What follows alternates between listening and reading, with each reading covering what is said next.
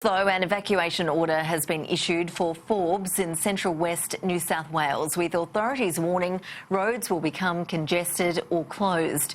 Residents in the area are bracing for once-in-a-generation flooding, with conditions expected to be the worst to hit the town since 1990. Joining us now from the New South Wales State Emergency Centre is the SES Acting Deputy Commissioner Mark Murrow. Mark, thank you for your time again. By when would you like to see these evacuations completed? Look, we've given people between 9 a.m. this morning and 5 p.m. tonight, on top of the information that was provided yesterday. So as long as people are out of there by 5 p.m. this afternoon, the river's currently at 10.565 metres roughly. It's going to go to 10.6 and it could go above that throughout the rest of the night and tomorrow. So best be out of that area for those 1,000 residents that are affected by 5 p.m. this afternoon.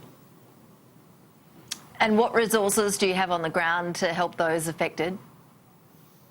Look, all the agencies that are in the emergency service sector, so police, fire, RFS, VRA, the New South Wales SES, there's a number of supporting agencies, animal and agriculture and industry and so on, that are supporting that effort in Forbes. The evacuation centre, of course, is at the high school. For those people that need to go to the evacuation centre, certainly take advantage of that facility. For those that can go to friends and relatives, our advice is to take that option, and you could be out of Forbes for a prolonged period depending on just what height that river reaches and the damage to infrastructure and the level to which that river rises by tomorrow. And what are the crews on the ground telling you about how the residents there are dealing with this? Has the SES, for example, had to carry out many flood rescues over the past 24 hours? Well, they've been slow over the last 24 hours, which is a good thing. There has been 3 flood rescues, but there's been 90 in total during this event. The feeling on the ground, and certainly I spoke to the Mayor out there, Phyllis Miller, before she took some leave and is overseas, I believe, at the moment.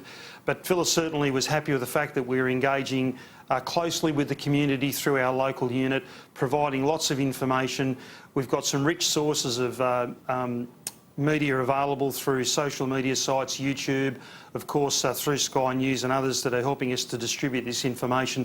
But there's lots of information out there that's available to the community, and certainly they've been big consumers of that over the last probably 7 days as we've led into this construction of a flood, for the want of a better way of saying it. Yeah, the main focus is obviously on Forbes, but there are flood warnings in place across the state, Central West. Yes, there is. So there's one on the Macquarie River at the moment, not quite as serious at the lower end of major.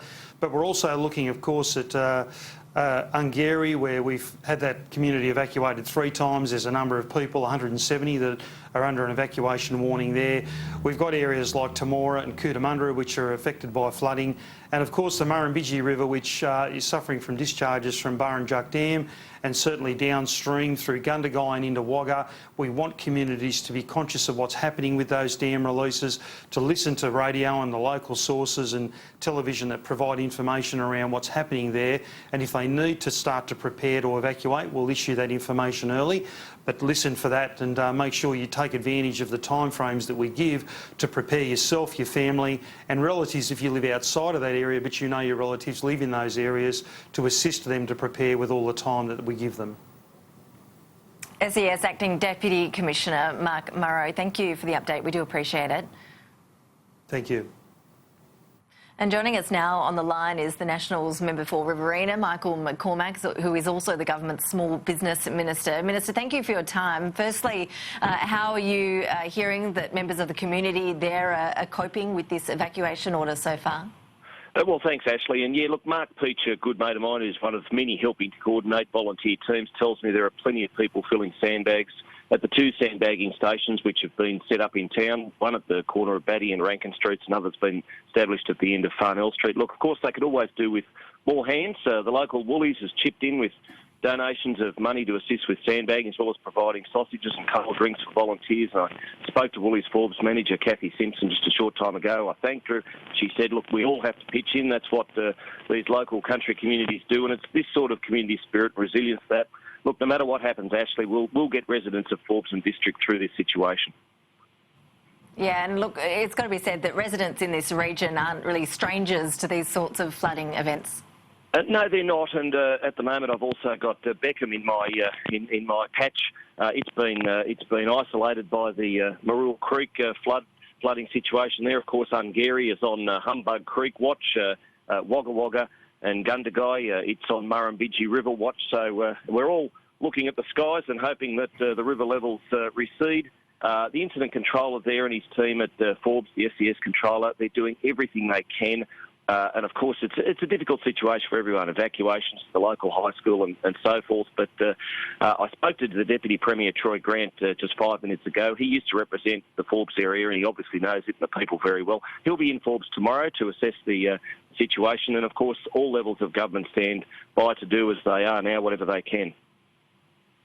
Well, that was my next question. It is early days, of course, but it is likely, isn't it, that some form of government assistance will be available to those who are affected?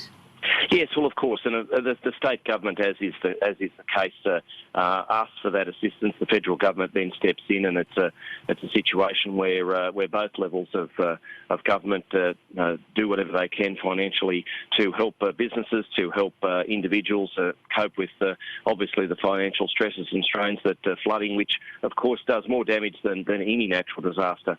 So Troy's going to be there tomorrow. I'm going to be there in the next couple of days. I've just got in from interstate, and of course Forbes Shire Council with the Mayor Phyllis Miller are doing everything that they can as well. Yes, all hands on deck. The Nationals member for Riverina, Michael McCormack, we appreciate you joining us. Thank you. Thanks, Ashley.